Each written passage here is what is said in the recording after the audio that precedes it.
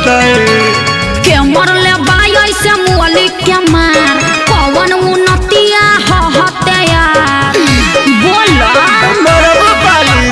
के मरले बाई ऐसे मुअली के मार कौन उन्नतिया हते यार। अरे तोरा रे आ गली में तोरा धरैनी रे कैसे भाई से तोरा पिटैनी रे। अरे का करे आइल रह हड्डी मसली सब देला से दूर अरे मरले साले का संस भरापुर अरे मरले साले का संस भरापुर अरे मरले साले का संस भरापुर। अरे कहाँ मरल अरे का बताइए बराबर ले बासा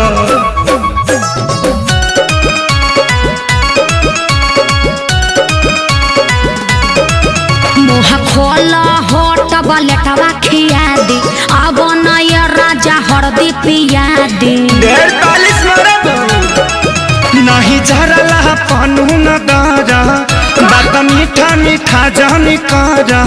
ओहो ऐसा कहे सोचता रह तनिको न कोइला हस विचार कुर्ता पायटा कुल्ही देला सफार लहै हरदी गुड़ पीला तका कर मिले हम आईनी रे प्यार में गलती भारी कईनी रे।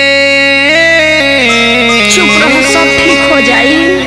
पूछा करू अब तू हर दिला गुड़ अरे मरले साए कसम से भरापुर अरे मरले साए कसम से भरापुर अरे मरले साए कसम से भरापुर। अरे चुप रह चलो भोका माइस के सुई दिबा दी।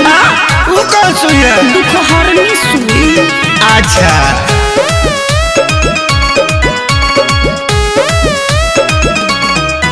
मरल सन जैसे मारे कसाई पापी हो बड़ी बड़े सभाई जनता रे खेसारी सभन के सब खेला है बचन के माने के नहीं मोहब्बत में हार ठीक नहीं कोइला सभाई हमार। अरे हेंगा कोई मारेला अरे इज्जत अपन हम लुटैनी रे आ सोनू के बात में पड़क गईनी रे। रहे के बायब तो तोरा से दूर अरे मरले साले कसम से भरा। अच्छा चुप अरे रह। मरले साले कसम से भरापुर अरे मरले साले कसम से भरापुर। अरे बाप रे बाप दर्द होता। अरे लावा हमार लाता के पाता साट दी।